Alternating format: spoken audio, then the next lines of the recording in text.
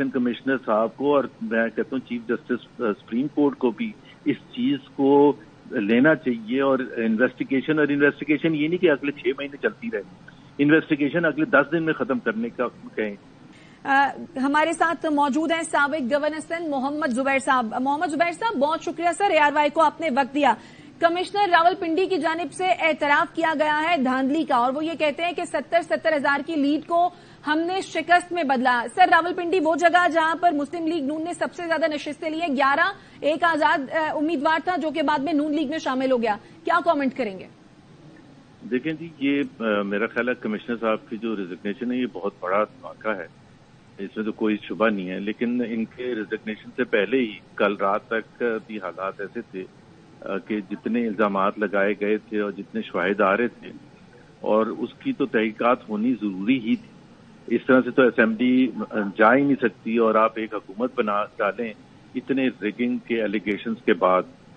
سو میرا تو یہ ظاہر سی بات ہے اس نے اور زیادہ مزید کر دیا بحران کو پاکستان میں, اور خاص طور پر PMLN جو کہ پارٹی ہے جس نے ظاہر ہے حکومت بنانے جا رہی ہے, شہباز شریف صاحب وزیر اعظم ہیں, وہ کس طرح سے حلف لیں گے اگر اس طرح سے دھاندلی کے الزامات لگے ہوں. اور الیکشن کمیشن کو سب سے پہلے آج اس وقت تھوڑی دیر میں آ کے قوم کو یقین دہانی کرانی چاہیے کہ جی ہم ان سب چیزوں کی کمشنر کے کہنے کی وجہ سے نہیں, پہلے جو ہوا ہے 9 فروری کی صبح کو جو ہونا شروع ہو گیا تھا یا 8-9 کی رات کو جو ہونا شروع ہوا تھا اور الزامات لگے تھے, کیوں نہیں الیکشن ریزلٹس اناؤنس کیے جا رہے تھے, کیوں روک دیے گئے تھے شام 7-8 بجے کے بعد. وہ کہتے ہیں جی صرف 5 یا 10% کاؤنٹ ہوئے تھے 11 یا 12 بجے تک. کیوں 5 یا 10% کاؤنٹ ہوئے تھے جب آپ نے خود ڈیڈ لائن 2 بجے تک کی دی ہوئی تھی؟ تو اس کے باوجود اور پھر آپ نے یہ کہا کہ جی ROs کو چیف الیکشن کمشنر نے کہا کہ وارن کیا کہ جی ریزلٹ دے دیں ورنہ ان کو فارغ کر دیں.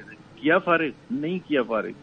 تو میرا خیال ہے یہ کوئی آسان کام نہیں ہے. ایک حکومت سازی ہونے جا رہی ہے, پاکستان سنگین بحران ہے معیشت کے حوالے سے, خاص طور پر ایک نئی حکومت کا آنے کا انتظار تھا, اس الیکشن کا انتظار تھا کہ تاکہ پاکستان اس بحران سے نکلنے کا اس کو موقع ملے گا. ایک حکومت آئے گی جو کہ مستحکم ہوگی, عوام کی مینڈیٹ سے آئے گی, اور اس کے پاس وہ ایک مینڈیٹ ہوگا جس کی بنیاد پر وہ IMF کے پاس یا دوسری چیزیں ریفارمز کرنے کا یا جو بھی مشکل فیصلے کرنے کا اختیار ہوگا. اب تو سارا کچھ ظاہر دھڑام سے نیچے گر گیا ہے اور ہمیں پتہ ہی نہیں کہ اب آئندہ ہوگا کیا, کس طرح سے ملک آگے چلے گا. سو بجائے کہ ہر گھنٹے مزید بحران بڑھے, چیف الیکشن کمشنر صاحب کو اور میں کہتا ہوں چیف جسٹس سپریم کورٹ کو بھی اس چیز کو لینا چاہیے. اور انویسٹیگیشن یہ نہیں کہ اگلے 6 مہینے چلتی رہے, انویسٹیگیشن اگلے 10 دن میں ختم کرنے کا کہیں, کیونکہ فارم 45 جو ہیں جو مختلف پولیٹیکل پارٹیز کے پاس ہیں اس کو میچ کر لیں فارم 47 سے. کوئی اتنا مشکل کام تو نہیں ہے. پوری دنیا کی نظریں پاکستان پر ہیں. وہ کیا پاکستان کا پہلے کیا نام تھا؟ فیبری 8 کا الیکشن تو اس لیے ہو رہا تھا کہ پاکستان بحران سے نکلے گا, اسٹیبلٹی آئے گی. بالکل. اچھا زبیر صاحب, الیکشن کمیشن نے تو ان الزامات کو مسترد کر دیا ہے, تحقیقات کا اعلان بھی کیا ہے, لیکن سر اب تحقیقات کس طرح سے ہوں گی, ہوگا کیا ان 13 حلقوں کا, کیا یہ حلقے کھلیں گے, دوبارہ انتخابات ہوں گے یا پھر کیا ہوگا؟ دیکھیں نا, میں یہ کہہ رہا ہوں کہ ایکسٹرا آرڈنری سچویشن ہے نا پاکستان کی. کل GDA کا بھی آپ نے دیکھا تھا جلسہ ہوا, اتنا بڑا جلسہ ہوا تھا, اس میں صرف GDA نہیں تھے, جماعت اسلامی بھی تھی اور دوسری پولیٹیکل پارٹیز بھی تھیں.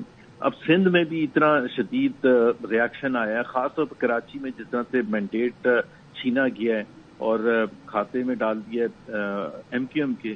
اب یہ کچھ طریقہ ہے اور اس کے بعد آپ یہ کہیں کہ جی یہ آگے لوگ احتجاج بھی نہ کریں. سلمان اکرم راجہ کو اٹھا کے اریسٹ کر لیا, ایک اتنے بڑے اور ریسپیکٹیبل ایڈوکیٹ ہیں پاکستان کے, جو میرا خیال ہے ایک ایگزامپل ہیں فار اے پولیٹیشین ان پاکستان کے, کس طرح سے اپنے آپ کو کنڈکٹ کرتے ہیں, کیری کرتے ہیں. اب اس جیسے شخص کو بھی اگر آپ اریسٹ کر کے اندر بند کر دیتے ہیں for not breaking any law but just because آپ سمجھتے ہیں کہ وہ اس کی ایک آواز ہے اور اس کو دبانے کی کوشش کر رہے ہیں, تو یہ تو چیف الیکشن کمشنر کا کام ہے نا. ان کا کام ہے کہ یہ امیڈیٹلی, میں تو کہہ رہا ہوں آج کے دن they can't just let Pakistan اس بحران میں شدید پھنستا چلا جائے.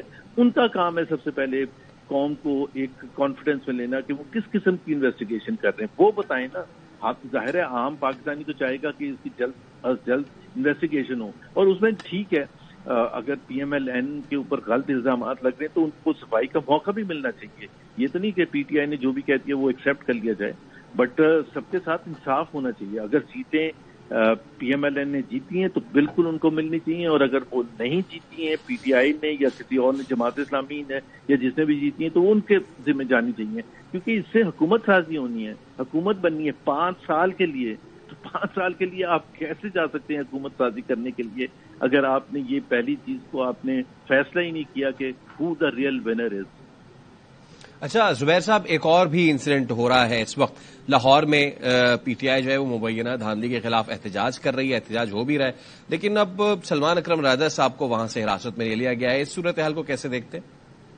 جی میں نے یہ کہا نا, ایک تو پہلی بات یہ کہ احتجاج کرنا پاکستان کے آئین میں سب کا حق ہے, ہر پولیٹیکل پارٹی کا کیا ہر انڈیویجول کا حق ہے کہ وہ کسی چیز پر بھی احتجاج کرتا ہے اگر وہ قانون کے دائرے میں رہ کے احتجاج کر رہا ہے. کوئی وہاں کوئی بلڈنگز نہیں جلا رہے یا کوئی توڑ پھوڑ نہیں کر رہے یا جو بھی ہے, تو احتجاج ہے. وہ سلمان اکرم راجہ تو ایک بہت بڑا نام ہے پاکستان کا, صرف پاکستان میں نہیں دنیا بھر میں ان کی پہچان ہے.